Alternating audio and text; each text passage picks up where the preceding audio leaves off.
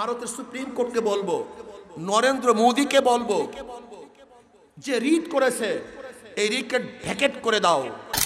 যদি ভ্যাকেট না করো, যদি এই রিট আবেদন মঞ্জুর করে কে চালাতে থাকো, তাহলে গোটা দুনিয়ার মুসলিম একত্রিত ভারতের আক্রমণ করবে। তুমি কি ভেবেছো? ভাবছোটা কি? কোরআন কি জিনিস জানো? কোরআন কি জিনিস জানো তুমি? কোরআনের জন্য হাজারো কোটি কোটি মানুষ অকাতরে জীবন দিতে পারে, শহীদ হতে পারে, রক্ত দিতে পারে। তুমি সেই কোরআন আগুন নিয়ে খেলা করতেছো, আগুন নিয়ে খেলা করতেছো। আউযু বিল্লাহি মিনাশ শাইতানির রাজীম। বিসমিল্লাহির রহমানির রহিম।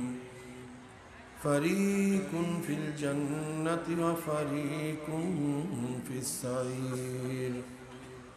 وقال رسول الله صلى الله عليه وسلم الدنيا سجن المؤمن وجنة الكافر صدق الله العلي العظيم وصدق رسول النبي الكريم।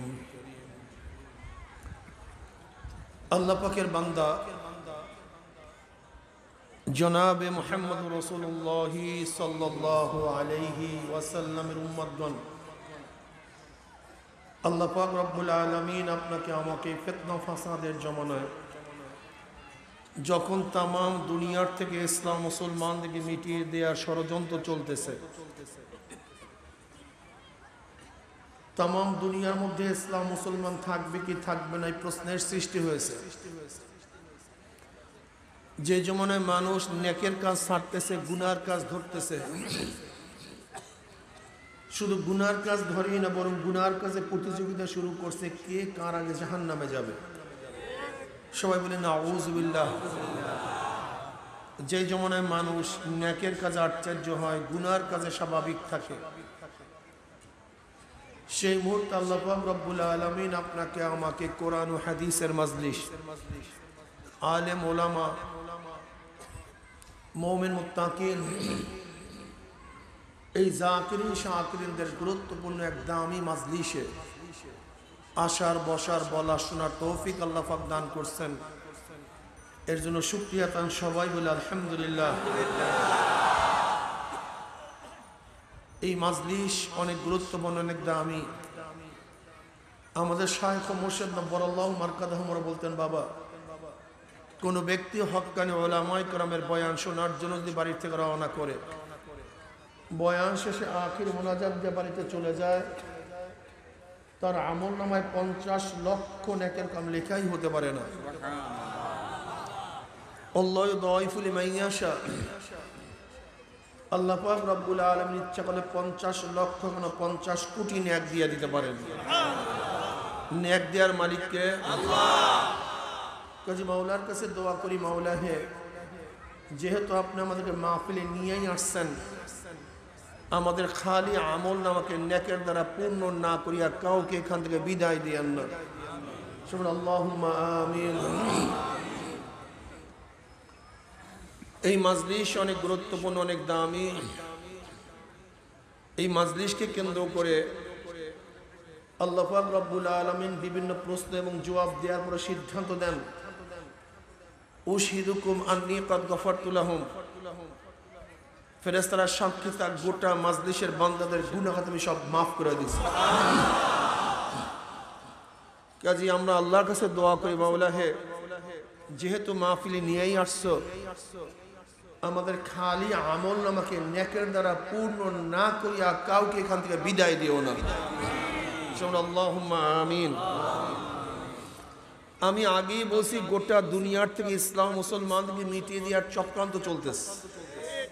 আপনারা দেখেছেন ভারতে এক শিয়া রেজবি কোরআন শরীফের 26টা আয়াতকে অস্বীকার করে হাইকোর্টে রিট করছে কোরআন থেকে এই আয়াতকে বাদ দেওয়ার জন্য। কে বাদ দিবে? বিচারক। বিচারক তো দূরের কথা, কোন নবীর ও কোরআন থেকে কোন আয়াত বাদ দেওয়ার ক্ষমতা নাই।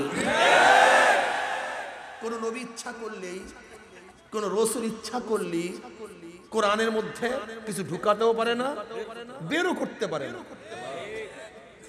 গোটা দুনিয়ার কোন শাসক, চাই সে আমেরিকার হোক, রাশিয়ার হোক, গোটা দুনিয়ার পরাশক্তি একত্রিত হয়েও কোরআনের থেকে আয়াত তো দূরের কথা, একটা নক্তা বাদ দেওয়ার ক্ষমতা রাখে না। আপনারা অনেকেই ভাবছেন ইরান শক্তিশালী হচ্ছে, এটা মুসলমানদের জন্য গর্বের বিষয়। ইরান শক্তিশালী হওয়া মুসলমানদের জন্য গর্বের বিষয় না, বরং ধ্বংসের বিষয়। অনেকেই ভাবছেন যে ইরানের শিয়ারা মুসলমান। কি মুসলমান তা তো দেখেছেন, এই রেজবি শিয়া, সে কোরআনকে অস্বীকার করে, আয়াতকে অস্বীকার করে হাইকোর্টে রিট করছে। আপনাদের ধারণা কি? ওই তো হাইকোর্ট, সুপ্রিম কোর্ট যদি যদি কোরআনের একটা আয়াতকে অস্বীকার করে, কয়টা আয়াতকে? শুধু একটা আয়াত না, একটা আয়াতের শব্দকে কেউ যদি অস্বীকার করে, সে আর মুসলমান থাকে না, সারাসার বেঈমান হয়ে যায়, কাফের হয়ে যায়। ভারত আমাদের সাথে খেলায় লিপ্ত হয়েছে। ভারত ইসলামের সাথে মুসলমানের সাথে খেলতে চায়, কখনো মসজিদ ভেঙে দেয়। আপনারা দেখেছেন বাবরি মসজিদ ভেঙে দিয়েছে। কখনো গরু খাওয়ার নামে আমাদের মুসলমান বন্ধুদেরকে পিটিয়ে হত্যা করে, কখনো ইসলামকে বন্ধ করার চক্রান্ত করে, কখনো কোরআনকে অস্বীকার করার সন্দেহ ঢুকাবার চক্রান্ত করতেছে। এতে মুসলমান দুর্বল হয় না, বরং মুসলমান শক্তিশালী হয়। মুসলমান কি হয়? শক্তিশালী হয়। আমি ভারতের সুপ্রিম কোর্টকে বলবো, নরেন্দ্র মোদীকে বলবো, যে রিট করেছে এই রিটকে ভ্যাকেট করে দাও। যদি ভ্যাকেট না করো, যদি এই রিট আবেদন মঞ্জুর করে কে চালাতে থাকো, তাহলে গোটা দুনিয়ার মুসলিম একত্রিত হয়ে ভারতের আক্রমণ করবে। তুমি কি ভেবেছো? ভাবছোটা কি? কোরআন কি জিনিস জানো? কোরআন কি জিনিস জানো তুমি? কোরআনের জন্য হাজারো কোটি কোটি মানুষ অকাতরে জীবন দিতে পারে, শহীদ হতে পারে, রক্ত দিতে পারে। তুমি সেই কোরআন আগুন নিয়ে খেলা করতেছো, আগুন নিয়ে খেলা করতেছো। এই শিয়া এক বেঈমানের গোষ্ঠী। এই শিয়া আমার নবীর দুশমন, এই শিয়ারা ইসলামের দুশমন, এই শিয়ারা কোরআনের দুশমন। আমি ভারত সরকারকে বলবো, জলদি করে যে রিট করা হয়েছে সেই রিটকে ভ্যাকেট করে দাও। যদি ভ্যাকেট না করো, গোটা দুনিয়া ব্যাপী এমন আগুন জ্বলবে, ভারত সরকারের সেই আগুন নিভাবার ক্ষমতা রাখে না। বঙ্গোপসাগরের পানি দিয়েও সেই আগুন কি নিভাতে পারবে না। মোদী সরকার, তুমি খেলা শুরু করছো ইসলামের সাথে, মুসলমানদের সাথে। তুমি কি জানো এই ইসলামের সাথে মুসলমানদের সাথে যারা এই খেলতে আসছে, তারা এখান থেকে সুস্থ অবস্থায় ফিরে যেতে পারে নাই। হয়তো দুনিয়া থেকে বিদায় হয়ে গেছে, অথবা লাঞ্ছিত, অপমানিত, লজ্জিত হয়েছে। মোদী সরকার বাংলাদেশে আসবে, কোন লজ্জায় তুমি বাংলাদেশে আসবা? আজকে আমাদেরকে পানি না দিয়ে মারার পরিকল্পনা করবা, আর তুমি বাংলাদেশে এসে মেহমান হবা। বাংলাদেশের পানি তোমাকে দেয়া হবে না। তুমি আমাদেরকে পানি দাও না, তোমাকে কেন আমরা পানি দেব? যখন পিএইচের সংকট হয়, তখন তুমি পিএইচ বন্ধ করে দাও। যখন আমাদের দেশে পিএইচের সয়লাভ হয়, তখন বর্ডার খুলে দাও। কি বন্ধু? যখন আমাদের চাউলের সংকট হয়, তখন বর্ডার বন্ধ করে দাও। যখন প্রয়োজন হয়, তখন বন্ধ করে দাও। আর যখন আমাদের দেশে সয়লাভ হয়, তখন খুলে দাও। বন্ধুর অবস্থা দেখছেন নাকি? কত সুন্দর বন্ধু। লজ্জা থাকলে মোদী সরকারের বাংলাদেশে আসা উচিত না। তুমি কি করেছো আমাদের বাংলাদেশের জন্য? আমি মনে করি মোদী সরকার যখন বাংলাদেশে আসবে, যতগুলি বর্ডার হত্যা করা হয়েছে, সেই কঙ্কালগুলি মোদী সরকারকে উপহার হিসেবে দেওয়া হোক। যে কত হত্যা করেছো, নেও সেই কঙ্কাল। এই কঙ্কালগুলি নিয়ে তুমি তোমার ওই সংসদের মধ্যে সাজিয়ে রাখো, যে আমি বাংলাদেশের এতগুলি মানুষকে হত্যা করেছি। আজকে মুসলমানকে ধ্বংস করার চক্রান্ত চলতেছে। ইনশাআল্লাহ পারবে। ফেরাউন পারে নাই, নমরুদ পারে নাই, সাদ্দাত পারে নাই, আবু জেহেলের চেষ্টায় কমতি ছিল না, ইসলামকে ধ্বংস করতে পারে নাই। বর্তমান আবু জাহেলের প্রাতাত্মারাও ইসলামকে ধ্বংস করার চক্রান্ত করতেছে, কিন্তু পারবে না, তারা ধ্বংস হয়ে যাবে ইনশাআল্লাহ। মুসলমান থাকবে, আছে, ছিল, থাকবে ইনশাআল্লাহ। কোন ষড়যন্ত্র ইসলামকে ধ্বংস করতে পারবে না। আমি বাংলাদেশ সরকারকে অনুরোধ করব, হাইকোর্টে যে রিট হয়েছে, আপনি ভারত সরকারের কাছে আবেদন জানান এই রিটকে যেন ভ্যাকেট করে দেয়, নয়তো বাংলাদেশ থেকে যে আগুনের ফোয়ারা দিল্লির দিকে ছুটবে, গোটা দিল্লি পুড়িয়া ছারখার হয়ে যাবে, রাখতে পারবে না ইনশাআল্লাহ। ব্রিটিশ কম চিন্তা করে নাই, চেষ্টাও কম করে নাই, চিন্তারও ত্রুটি ছিল না, চেষ্টারও কমতি ছিল না, কিন্তু কোরআনকে ধ্বংস করতে পারেনি। আপনি কি জানেন, চাকরি চট থেকে শুরু করে এমন কোনো গাছ নাই যে গাছের মধ্যে একজন আলেমকে হত্যা করা হয়নি, ফাঁসিতে ঝুলানো হয়নি। আপনি জানেন, ব্রিটিশ দেশ দখল করার পরে 3 লক্ষ কপি কোরআন শরীফকে জ্বালিয়ে দেওয়া হয়েছিল, 3 লক্ষ কপি, কিন্তু কোরআনকে ধ্বংস করতে পারবে না। এই কোরআনের হেফাজতকারী কে? আল্লাহ। যে কোরআনের হেফাজতের দায়িত্ব আল্লাহ নিজে নিয়ে নিয়েছেন, সেই কোরআনকে ধ্বংস করার ক্ষমতা কেউ রাখে না। এই শিয়া বেঈমানের গোষ্ঠী কোরআনকে অস্বীকার করে, বহু আয়াতকে অস্বীকার করে, আমার আম্মাজান আয়েশাকে পবিত্র মনে করে না। আপনি জানেন, তারা ভাবছে কোরআনকে তাহরিফ করা হয়েছে, পরিবর্তন করা হয়েছে, এটা তাদের আকীদা। তারা মুসলমান হয় কিভাবে? অনেকেই শিয়া ইরানের শক্তিশালী হওয়া দেখে মনে মনে কলা খায়, মনে মনে কলা খাও, ইরান শক্তিশালী হবে, আর যত আহলে সুন্নাত ওয়াল জামাত খাঁটি মুসলমান আছে সবাইকে হত্যা করবে, ওরা হত্যা করবে। খুব খবরদার, শিয়াদের মধ্যে একটা গ্রুপ খুব মারাত্মক। শিয়াদের মধ্যে সবাই বেঈমান না, কিছু আছে ঈমানওয়ালা, কিন্তু যারা কোরআনকে তাহরিফ মনে করছে, আম্মাজান আয়েশাকে পবিত্র মনে করে না, এরা সারাসার কাফের, কোনো সন্দেহ নেই। কারণ কোরআনের একটা আয়াতকে অস্বীকার করলে সে বেঈমান হয়ে যায়। অনেক শিয়া আছে যারা মনে করে কোরআনকে পরিবর্তন করা হয়েছে, সব আল্লাহর মানি না, এদের আকীদা এরকম, সে আবার ঈমানওয়ালা থাকে কিভাবে? কাজে খুব সতর্ক। ইসলামকে ধ্বংস করার চক্রান্ত চলতেছে, আগেও ছিল, বর্তমানেও আছে, ভবিষ্যতেও থাকবে। এই শিয়ারাই প্রথম সাহাবায়ে কেরাম রিদওয়ানুল্লাহি তাআলা আলাইহিম আজমাইনদেরকে গালি দিচ্ছে, তাকে কুশ্শা বলছে, তাদেরকে মিয়ারে হক মনে করে নাই। এই শিয়ারা সাহাবাদেরকে সবচেয়ে বেশি গালি দিয়েছে, শিয়ারা। আপনারা জানেন না, শিয়ারা সাহাবায়ে কেরামদেরকে মিয়ারে হক মনে করে না, গালি দেয়, জাহান্নামী মনে করে। আপনারা কি জানেন, এই শিয়াদের একটা গোষ্ঠী, তাদের ধারণা তারা ক্ষমতায় গিয়ে আবু বকর এবং ওমর রাদিয়াল্লাহু তাআলাকে কবর থেকে বের করে তাদেরকে শাস্তি দিবে। জোরে বলেন নাউজুবিল্লাহ। আম্মাজান আয়েশা সিদ্দিকা রাদিয়াল্লাহু তাআলাকে কবর থেকে বের করে শাস্তি দিবে, এটা তাদের ধারণা। এই শিয়াদের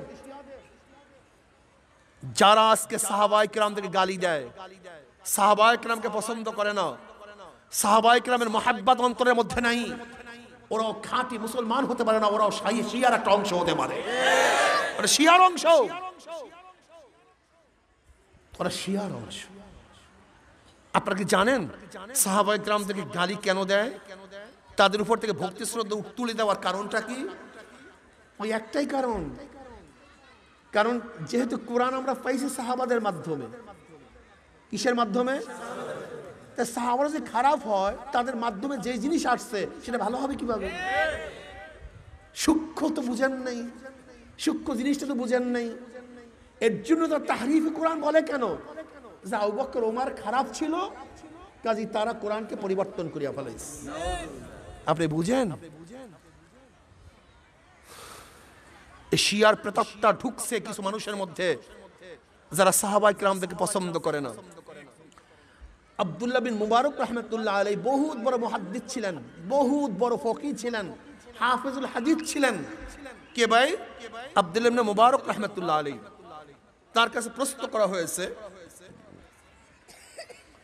যে ওমর বিন আব্দুল আজিজ বেশি ফজিলাতওয়ালা, সম্মানিত, তার মর্যাদা বেশি, না মুআবিয়া রাদিয়াল্লাহু তাআলার মর্যাদা বেশি? কার কাছে প্রশ্ন করা হয়েছে? আব্দুল্লাহ বিন মুবারক রাহমাতুল্লাহ আলাইহি, যাকে সবাই বড় মুহাদ্দিস বলে। সব গ্রুপ, সমস্ত ইমামরা তাকে বড় মুহাদ্দিস মনে করে। মুহাদ্দিস, হাদিসের বড় বড় ইমামরা তাকে সবাই এক বাক্যে বড় মুহাদ্দিস মনে করে, ফকিহ মনে করে, মুস্তাহিদ মনে করে। এই আব্দুল্লাহ বিন মুবারক রাহমাতুল্লাহর কাছে প্রশ্ন করা হয়েছে, ওমর বিন আব্দুল আজিজ যিনি পঞ্চম খলিফা, তার মর্যাদা বেশি না মুআবিয়া রাদিয়াল্লাহু তাআলার মর্যাদা বেশি? তিনি বললেন, কি বললা? মুআবিয়া রাদিয়াল্লাহু তাআলার মর্যাদা বেশি না ওমর বিন আব্দুল আজিজের মর্যাদা বেশি? শোনো, হযরত মুআবিয়া রাদিয়াল্লাহু তাআলা আনহু যুদ্ধের ময়দানে যে ঘোড়ার উপরে সওয়ার হয়ে যুদ্ধ করেছেন, সেই ঘোড়ার নাকের মধ্যে যে ধুলি ঢুকছে, ওই ধুলির যে মর্যাদা, ওমর বিন আব্দুল আজিজের সেই মর্যাদা নাই। আর তুমি ওমর বিন আব্দুল আজিজের মর্যাদা বেশি না মুআবিয়া রাদিয়াল্লাহু মর্যাদার কথা বলতেছো? তুমি চেনো মুআবিয়া রাদিয়াল্লাহু কে? ওই চক্ষু দিয়ে আমার নবীকে বারবার দেখেছে। যেই চক্ষু আমার নবীকে দেখছে, ওই চক্ষুর সমান গোটা দুনিয়া চক্ষু হতে পারে না। ওই চক্ষু দিয়ে আমার নবীকে দেখছে, এমনিতেই দাম বাইরে গেছে। আমার নবী দামি, যে চক্ষু তাকে দেখছে সেই চক্ষু দামি হয়ে গেছে। আমার নবী দামি, তার মজলিসে যে ঈমান নিয়ে বসে সে দামি হয়ে গেছে। আমার নবী দামি, আমার নবীর কথা যে কান দিয়া শুনছে সে দামি হয়ে গেছে। আমার নবী দামি, তার সংস্পর্শে যে একবার বসছে, একবার ঈমানের সাথে দেখছে, ঈমানের সাথে দুনিয়া থেকে বিদায় হয়ে গেছে। গোটা দুনিয়ার ওলিদেরকেও যদি এক পাল্লায় রাখা হয়, আর যে আমার নবীকে একবার দেখছে ঈমানের সাথে দুনিয়া থেকে বিদায় হয়ে গেছে, গোটা দুনিয়ার ওলিদেরকে এক পাল্লায় রাখবেন, আর ওই এক সাহাবীকে এক পাল্লায় রাখবেন, ওই সাহাবীর মর্যাদা ওজন হয়ে যাবে। কারণটা কি ভাই? যেই জিনিস দামি হয় তার সাথে লাগলে সেই জিনিস দামি হয়ে যায়। কোরআন দামি, কোরআন আসছে জিব্রাইলের মাধ্যমে, সমস্ত ফেরেশতাদের মধ্যে জিব্রাইল দামি হয়ে গেছে। কোরআন দামি, নাজিল হইছে রমজান মাসে, সমস্ত মাসের মধ্যে রমজান মাস দামি হয়ে গেছে। কোরআন দামি, নাজিল হইছে আমার নবীর উপরে, সমস্ত নবীর মধ্যে আমার নবী দামি হয়ে গেছে। কোরআন দামি, নাজিল হইছে মক্কার মধ্যে, সমস্ত নগরীর মধ্যে মক্কা নগরী দামি হয়ে গেছে। কোরআন দামি, নাজিল হইছে হেরা পর্বতে, সমস্ত পাহাড়ের মধ্যে হেরা গুহা দামি হয়ে গেছে। কোরআন দামি, নাজিল হইছে শবে কদরের মধ্যে, সমস্ত রাত্রের মধ্যে শবে কদর দামি হয়ে গেছে। কোরআন দামি, যে কাগজের মধ্যে কোরআনকে লেখা হয় সেই কাগজটা সমস্ত কাগজের মধ্যে দামি হয়ে যায়। কোরআন দামি, যে কাপড় দিয়ে কোরআনকে আবৃত করা হয়, গেলাফ দেওয়া হয়, সেই কাপড়টা সমস্ত কাপড়ের মধ্যে দামি হয়ে যায়। কোরআন দামি, এই কোরআনকে যে কাঠের মধ্যে, রেহানের মধ্যে রেখে তেলাওয়াত করা হয়, সেই কাঠটাও সমস্ত কাঠের মধ্যে দামি হয়ে যায়। কোরআন দামি, যেই কলমের মধ্যে কোরআন থাকবে সেই কলমটাও সমস্ত কলমের চেয়ে দামি হয়ে যাবে। এর জন্যই তো দামি জিনিসের সাথে সংস্পর্শ থাকলে জমানা দামি হয়ে যায়, স্থান দামি হয়ে যায়, রাত্র দামি হয়ে যায়, মাস দামি হয়ে যায়, ব্যক্তি দামি হয়ে যায়। ঠিক আমার নবী দামি, সবচেয়ে দামি, সবচেয়ে মর্যাদা সম্পন্ন। এর জন্য আমার নবীর সাথে যারা ঈমানের সাথে ছিল, ঈমানের সাথে বিদায় হয়ে গেছে, তারা সবচেয়ে দামি হয়ে গেছে। এখানে কোনো যুক্তি নেই, কোনো যুক্তি ঠুক্তি কিচ্ছু নেই। এই যুক্তি মুক্তি বাদ দাও, যুক্তি ঠুক্তি বাদ দাও। সাহাবাদের চেয়ে দামি কেউ হতে পারে না। আমি তো মনে করি একজন সাহাবী শুধু ঈমান আনবে, ঈমানের সাথে চলিয়া যাবে, তার যে দাম গোটা দুনিয়ার সমস্ত ওলিরা একত্রিত হয়ে সিজদা করলেও ওই সাহাবাদের এক সিজদার দামের সমান হবে না। কারণটা কি জানেন? আস-সাবিকুন আস-সাবিকুন উলাইকাল মুকাররাবুন। কি ভাবতেছো তুমি? কি ভাবতেছো? হ্যাঁ, আজকে তুমি শান শাওকাত দেখো, শোনো, আজকে সুন্দর আধুনিক আধুনিক প্লেন, কিন্তু প্লেন তৈয়ার করছে নাম আসে যে প্রথম ওই কাঠ দিয়ে প্লেন তৈয়ার করছে। আজকে কম্পিউটার একেবারে ঘড়ির মধ্যে কম্পিউটার, কিন্তু নাম আসে যে প্রথম রুমের মধ্যে বিশাল আকৃতির কম্পিউটার তৈয়ার করছে। কারণটা কি? যদিও আজকে খুব আধুনিক, কিন্তু সূচনা করছে সে। আজকে ইসলাম মুসলমান অনেক কিছু, কিন্তু সূচনা করছে সাহাবীরা কেরাম। আসসাবিকুন আসসাবিকুন উলাইকাল মুকাররাবুন। সাহাবায়ে কেরাম রিদওয়ানুল্লাহি তাআলা আলাইহিম আজমাইনদের একদিনের ত্যাগ, একদিনের আমাদের গোটা জিন্দেগীর ত্যাগের সমান হবে না। সুবহানাল্লাহ। আজকে তুমি আমি ঈমান আনলে, নামাজ পড়লে তোমাকে আমাকে সম্মান করা হয়, শ্রদ্ধা করা হয়, হাদিয়া দেওয়া হয়। আর সাহাবায়ে কেরাম রিদওয়ানুল্লাহি তাআলা আলাইহিম আজমাইন ঈমান আনার সাথে সাথে তাদেরকে হত্যা করা হয়। তাদেরকে হত্যা করা হইতো। সুমাইয়া রাদিয়াল্লাহু তাআলা আনহাকে কিভাবে শহীদ করা হয়েছে? লজ্জা স্থানের মধ্যে এই আবু জাহিল বেঈমানের বাচ্চা শুল লাগাইয়া দিছে, আল্লাহ মাফ করিয়া দাও। সোয়াইলের ঘটনা পড়িয়া দেখো, কি কষ্ট করিয়া দুনিয়ার থেকে বিদায় হয়ে গেছে। বেলাল হাফসি রাদিয়াল্লাহু তাআলা আনহু ইসলাম গ্রহণ করার পরে কি কষ্ট তাকে দেওয়া হয়েছে। ওমর ইবনে খাত্তাব রাদিয়াল্লাহু বললেন, ভাই বেলাল, ইসলাম গ্রহণ করার পরে বেঈমানরা আপনাকে কি কষ্ট দিছে? তিনি কোনো কথা বললেন না। পিঠের উপর থেকে চাদরটা ফালাইয়া দিছে, দেখে গোশতগুলি একত্রিত হয়ে গেছে, বিশাল বিশাল গর্ত শরীরের মধ্যে। ওমর রাদিয়াল্লাহু বলেন, ভাই এটা কি ঘটনা? বলে, ইসলাম গ্রহণ করার পরে উত্তপ্ত বালুর মধ্যে আমাকে শোয়া রাখছে, বুকের উপরে পাথর চাপা দিয়া রাখছে। আল্লাহর কসম, ওই উত্তপ্ত পাথর কোনো কিছুতে ঠান্ডা করতে পারে নাই। আমার রক্ত এবং ঘামের মাধ্যমে তা ঠান্ডা হয়েছে। ইসলাম গ্রহণ করার পরে আমার পায়ের মধ্যে রশি লাগাইয়া পাথরের জমিনের মধ্যে ঘোড়ার পিছনে টানতে ছিল। একবার এরকম আর একবার এরকম করতে করতে আমার শরীরের সমস্ত চামড়াগুলি একত্রিত হইয়া গেছে। শিয়াবে আবু তালেবের মধ্যে 3 বছর পর্যন্ত সমস্ত সাহাবাদেরকে ব্যারিকেড দিয়া রাখছে। তাদের কাছে কোনো কিছু খাদ্য বিক্রি করা হয় নাই, পানিও দেওয়া হয় নাই, গাছের পাতা খেয়া বাঁচছে। নবী আলাইহিস সালাতু ওয়াস সালাম ছাগলের বড়ির মতো পায়খানা করছে। সেখানে মহিলারাও ছিল, তাদের সাথে বাচ্চাও ছিল। না খাওয়ার কারণে মহিলাদের স্তন শুকিয়ে গেছে। বাচ্চারা যখন বুকের মধ্যে টান মারছে, দুধ না ভাইয়া ঠাট্টা মারিয়া চিল্লান মারছে, বাচ্চাগুলি কঙ্কালের মতো হয়ে গেছে। তারপর ঈমান ছাড়ে নাই। তুমি কি জানো, হাবশার মধ্যে হিজরত করছে, মদিনায় হিজরত করছে, বিভিন্ন জায়গায় চলিয়া গেছে। খানা নাই, পিনা নাই, ঘর নাই, বাড়ি নাই, কিন্তু ঈমান ছাড়ে না, ঈমান ছাড়ে না। হে আমার মুসলমান বাবারা, হে আমার পর্দার মা বোনেরা, আজকে ইসলামের জন্য কি ত্যাগ করলাম রে আমার মা, হে আমার বাবা, ইসলামের জন্য কি ত্যাগ করলাম। আজকে নামাজ পড়তে পারি না, আজকে রোজাও রাখতে পারি না, আজকে তো দাঁড়িয়েও রাখতে পারি না, সুন্নাত অনুযায়ী চলতে পারি না। আল্লাহ তুমি আমাদের সবাইকে মাফ করিয়া দাও। অথচ সাহাবায়ে কেরাম রিদওয়ানুল্লাহি তাআলা আলাইহিম আজমাইন আমার নবীকে কেমন ভাবে মহব্বত করতেন।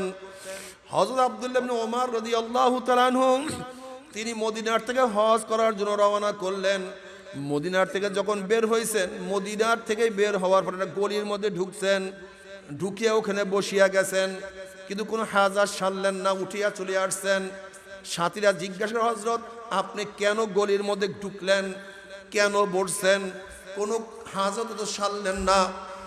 তখন আব্দুল্লাহ ইবনে ওমর রাদিয়াল্লাহু বললেন, নবী আলাইহিস সালাতু ওয়াস সালামের সাথে এখান থেকে হজে যাওয়ার সময় নবী আলাইহিস সালাতু ওয়াস সালাম গলির মধ্যে ঢুকছে, ওই জায়গায় বসছে, কিন্তু কোনো হাজার সারে নাই।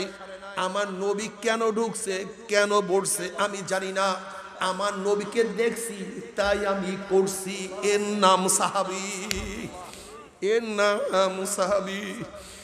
হযরত আলীউল মুর্তজা রাদিয়াল্লাহু তাআলা আনহু ঘোড়ায় ওঠার সময় সামনে ডাইন পাও বাড়াইলেন এবং ঘোড়ায় ওঠার দোয়া পড়লেন, মিসকি হাঁস দিলেন। সাথীরা জিজ্ঞাসা করল, হযরত ডাইন পাও বাড়াইছেন সুন্নাত, দোয়া পড়ছেন সুন্নাত, কিন্তু মিসকি হাঁস দিলেন কেন? আলী রাদিয়াল্লাহু বললেন, হে আমার সাথীরা, নবী আলাইহিস সালাতু ওয়াস সালামকে দেখছি ঘোড়ায় ওঠার সময় ডাইন পাও সামনে বাড়াইছে, এই দোয়া পড়ছে, মিসকি হাঁস দিছে। আমার নবী কেন মিসকি হাঁস দিছে আমি জানি না, আমার কাছে কোনো যুক্তি নাই। আমার নবী মিসকি হাঁস দিছে, তার অনুকরণ করতে গিয়ে আমিও মিসকি হাঁস দিছি। এর নাম সাহাবী। সাহাবায়ে কেরাম রিদওয়ানুল্লাহি তাআলা আলাইহিম আজমাইন আমার নবী কি করছে, কিভাবে করছে, কেন করছে এই প্রশ্ন তারা করতেন না। আমার নবী কেন করছে এই যুক্তি তারা তালাশ করতেন না।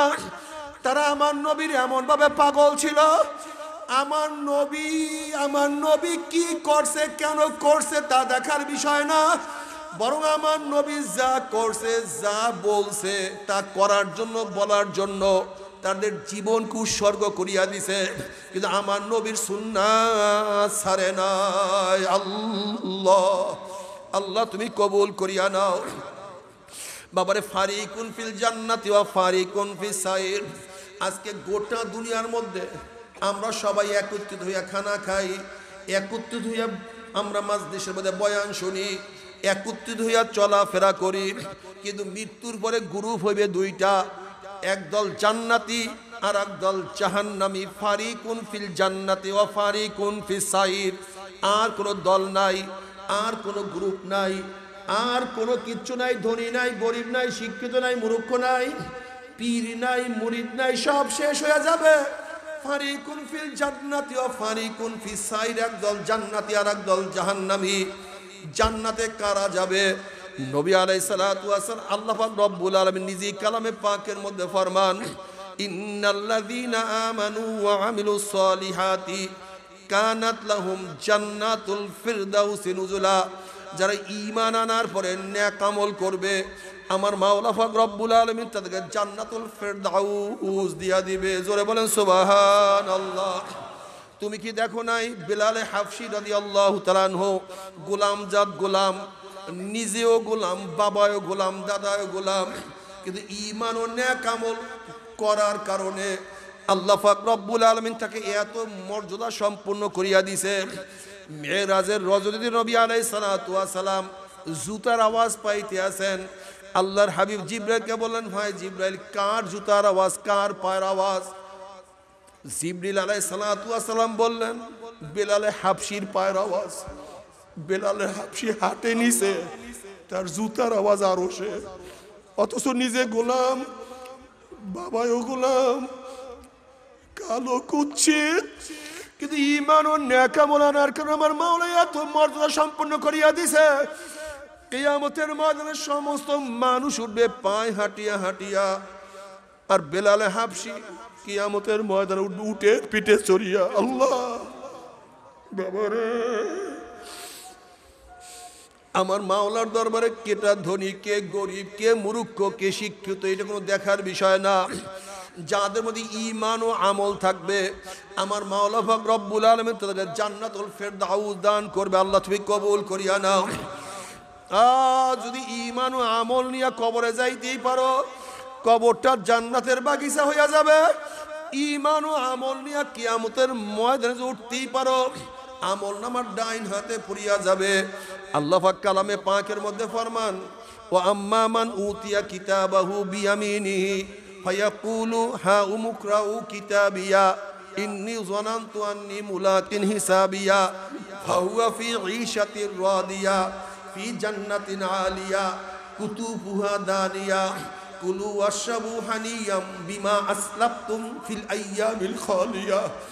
যেরকম দুনিয়ার মধ্যে ভালো রেজাল্ট করলে, যে ভালো রেজাল্ট করে সে মিষ্টির প্যাকেট নিয়ে বাবার কাছে দৌড় দেয়, বাবা শুনছো আমার রেজাল্ট কতই না সুন্দর, মা শুনছো আমার রেজাল্ট কতই না সুন্দর, ওস্তাদ শুনছেন আমার রেজাল্ট কতই না সুন্দর, ভাইয়া শুনছো আমার রেজাল্ট কতই না সুন্দর।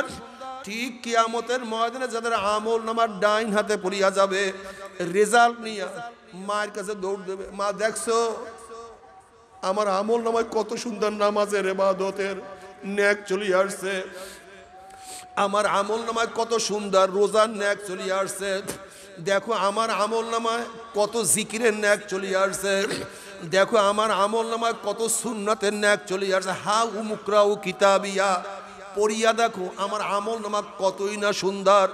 ইন্নি জানান্তু আন্নী মুলাকিন হিসাবিয়া। কেন ভালো রেজাল্ট হওয়ার কারণটা কি? আমি দুনিয়ার মধ্যে আগেই ধারণা করতাম আল্লাহর সম্মুখীন হতে হবে, আল্লাহর সামনে আমাকে দাঁড়াইতে হবে, প্রত্যেকটা কথা এবং কাজের হিসাব আমার আল্লাহর কাছে দিতে হবে।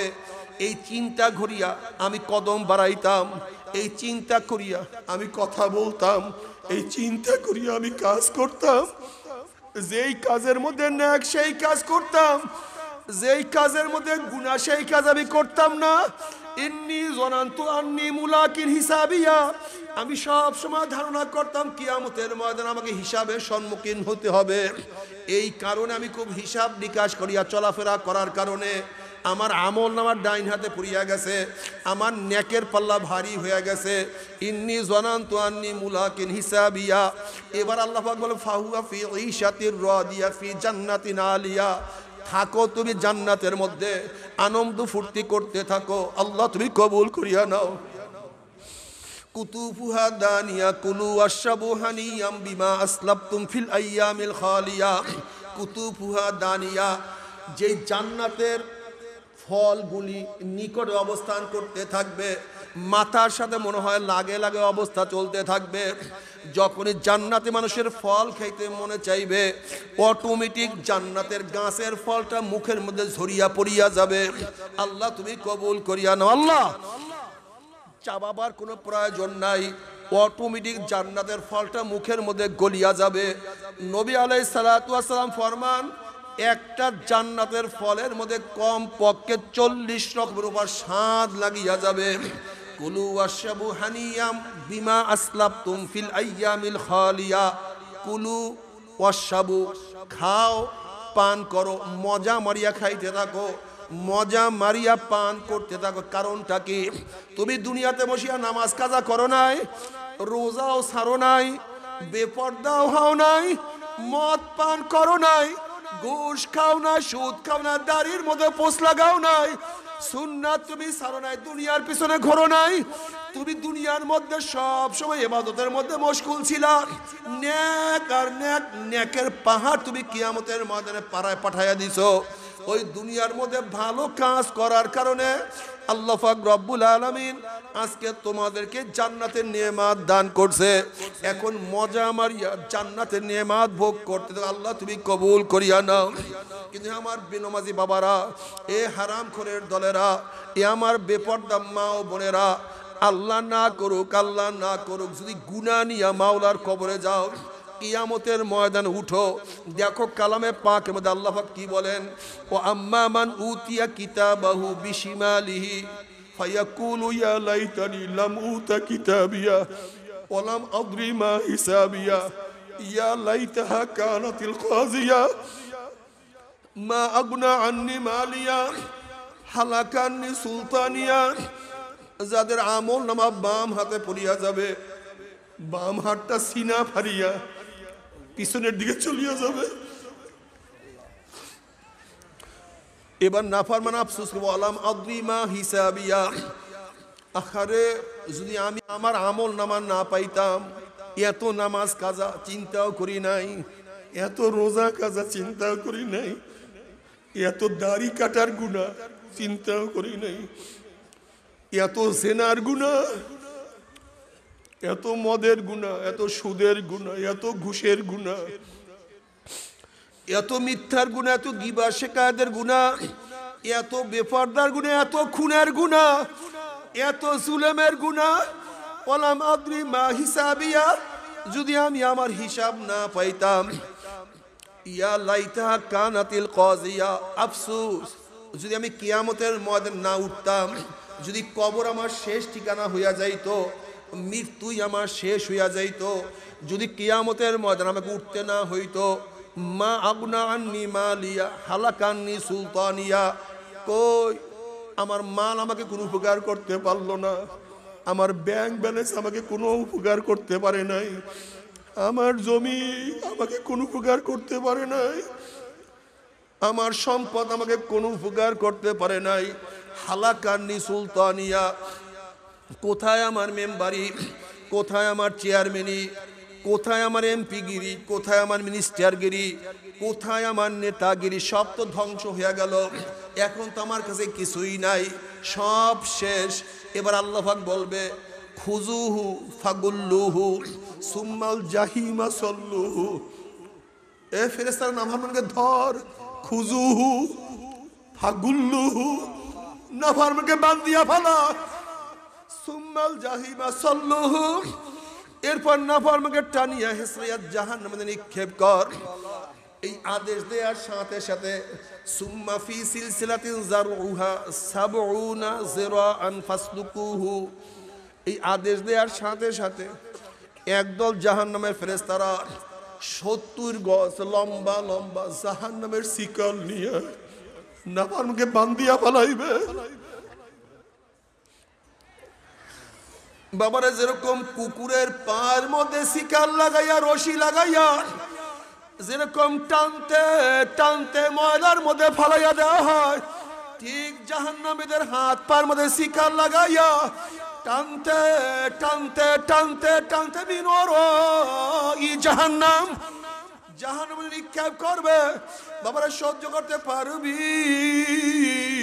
ওই জাহান্নামের আযাব তো কেউ সহ্য করতে পারবো না। আল্লাহ আল্লাহ তুই আমাদের সবাইকে মাফ করিয়া দাও। বাবারা, জাহান্নামে নিক্ষেপ করার পরে 70 বছর পর্যন্ত 70 বছর পর্যন্ত জাহান্নামীরা জাহান্নামের নিচে যাইতেই থাকবে, যাইতেই থাকবে, যাইতেই থাকবে। বাবারা, সহ্য করতে পারবি? ওই জাহান্নামের এক সেকেন্ড আযাব কেউ তো সহ্য করতে পারবো না। আল্লাহ আল্লাহ তুই আমাদের সবাইকে মাফ করিয়া দাও। বাবারা, জাহান্নামের উদ্যান হবে, মাঠ হবে, কাঁটা যুক্ত। জাহান্নামের মধ্যে একদল জাহান্নামীরা চেহারার উপরে হাঁটতে থাকবে, পা উপরে থাকবে, চেহারা নিচে থাকবে। যখন চেহারার উপরে হাঁটতে হাঁটতে হাঁটতে হাঁটতে কাঁটা যুক্ত জমিনের মধ্যে চলিয়া যাবে, কাঁটার আঘাতে আঘাতে চোখের মণি খুলিয়া খুলিয়া পড়িয়া যাবে, চোখের মণি খুলিয়া পড়ার পরে চোখের মধ্যে ঘাম সৃষ্টি হবে, ঘাট থেকে অনার্গল পুঁজ বের হওয়া শুরু হইয়া যাবে। বাবারে, আবার ঘাড় মধ্যে পোকা হবে, পোকা কটকট করে কামড়াই দিতে থাকে। আল্লাহ তুই আমাদের সবাইকে মাফ করিয়া দাও, সবাইকে ক্ষমা করিয়া দাও। বাবারে, আজকে তোমার আমার কলবটা তো পাথরের চেয়ে শক্ত হয়ে গেছে। আল্লাহ পাক নিজেই কালামে পাকের মধ্যে ফরমান, সুম্মা কাসাত কুলুবুকুম মিন বাদি যালিকা ফাহিয়া কাল হিজারাতি আশাদ্দু কাসওয়া ওয়া ইন্না মিনাল হিজারাতি লামা ইয়াতাফাজ্জারু মিনহুল আনহার ওয়া ইন্না মিনহা লামা ইয়াশাক্কাকু ফায়াখরুজু মিনহুল মা ওয়া ইন্না মিনহা লামা ইয়াহবিতু মিন খাশিয়াতিল্লাহ ওয়ামাল্লাহু বিগাফিলিন আম্মা তা'মালুন। আল্লাহ তুই আমাদের মাফ করিয়া দাও। আল্লাহ পাক বলেন, কিছু কিছু নাফরমানের কলবটা তো পাথরের চেয়ে শক্ত হয়ে গেছে। এরপর আল্লাহ পাক 3 ধরনের পাথরের কথা বয়ান করেন। ওয়া ইন্না মিনাল হিজারাতি লামা ইয়াতাফাজ্জারু মিনহুল আনহার, একদল পাথর যারা আমি মাওলার ভয়ে টাস টাস করিয়া ফাটিয়া নহর জারি করিয়া ফলাইছে। একদল পাথর কানতে কানতে কানতে কানতে সাগর বানাইয়া ফলাইছে। একদল পাথর আমি মাওলার ভয়ে গড়াইয়া গড়াইয়া স্থান থেকে গড়াইয়া গড়াইয়া পড়িয়া যাইতে আছে।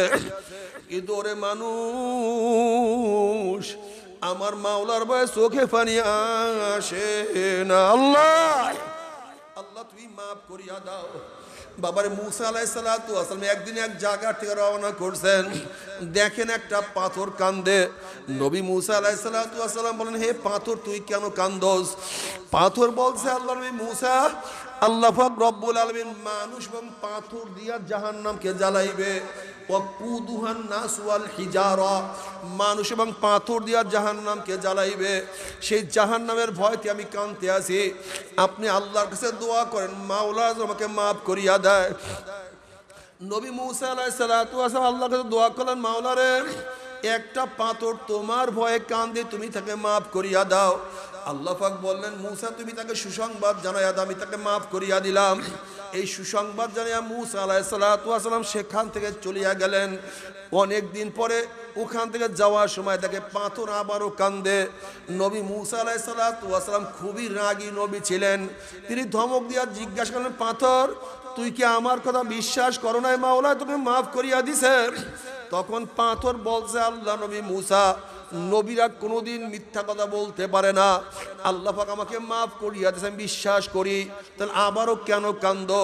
পাথর বলতেছে, আল্লাহ নবী মুসা, যদি আমি না কান্দতাম, আমার দিকে আপনি লক্ষ্য করতেন না, দোয়া করতেন না, হয়তো মাওলা আমাকে মাফও করতো না।